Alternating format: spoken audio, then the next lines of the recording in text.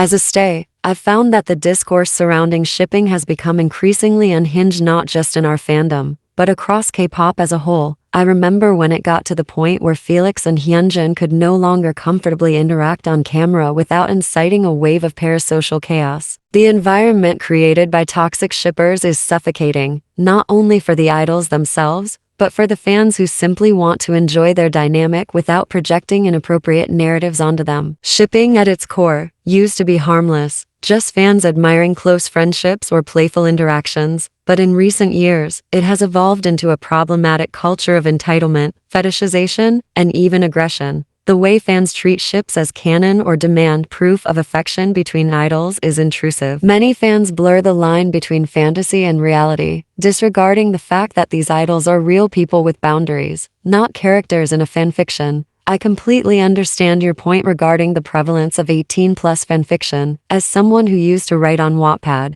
I've witnessed firsthand the extreme and oftentimes disturbing content that circulates under the guise of fan creativity. Some of the things I encountered were, quite frankly, deranged, and to know those stories are about actual people who never consented to being portrayed that way is deeply unsettling. The idea that someone would go so far as to allegedly send death threats to a member of their own group simply because they interacted with another member is absolutely reprehensible. That's not fandom behavior, that's delusion. We as a community need to collectively reevaluate the lines between admiration and obsession. I'll admit that I'm a Minsung shipper myself. I appreciate their bond and the way they support one another. However, I recently came across a reel on Instagram claiming that a Minho stan needed the touch of a Han stan, and I was genuinely disturbed. It's disheartening to see what started as playful affection turn into something so deeply inappropriate. Okay, I feel like the K-pop spy is kind of like a modern-day sultry film. That might sound a little taboo, but honestly, it fits. My K-pop channel actually started out inspired by her, but in her more recent dramas, I've really started to notice how hateful she can be.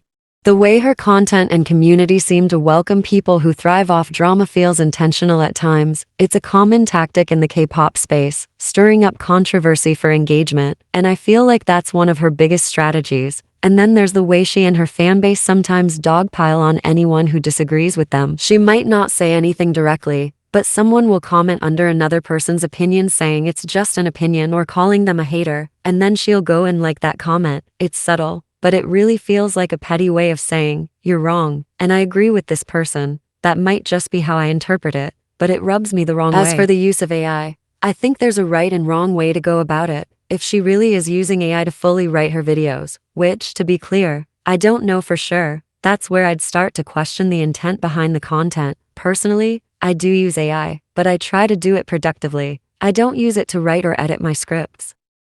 Okay, let's break this down. First of all, saying Side Effects is the best Stray Kids song is absolutely unhinged, but in a powerful I've seen the face of God through distortion kind of way. I respect it. That song is basically a sonic panic attack, and I love that some people thrive on that. But you lost me at Circus and the sound slander.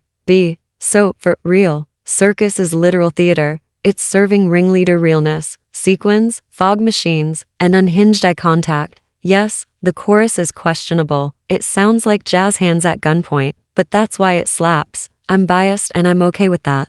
It's confusing but iconic. The sound is just Stray Kids in dramatic anime mode, and if loving that is wrong, I don't want to be right. The real worst Stray Kids song, Probably You Can Stay. It's not bad, just giving Hallmark with a melody. Now for the real tea. Angsty by I-dle is absolutely their best song. That track walked into the room wearing pearls, quoting Monroe, and exposing every insecure man in a 10-mile radius. Tomboy, on the other hand, is a Wattpad monologue with a guitar. It's giving I'm not like other girls but with eyeliner from 7th grade. Catchy, sure, good, be serious. As for the worst song, you said Igloo is the worst? You're wrong. Igloo is a children's show theme song and that's exactly why it goes hard. It's adorable. I feel like I'm being taught friendship and snow safety. Midas Touch might be better. I don't know. I haven't listened either, but the title alone feels rich. Now Enhypen, Outside being the worst? Nah. That's a solid 6/10. She's not headlining Coachella, but she's performing in the parking lot and doing her best. Sacrifice Eat Me Up though, 10/10. That song is glitter blood, forbidden desire, Twilight Sparkle type fire.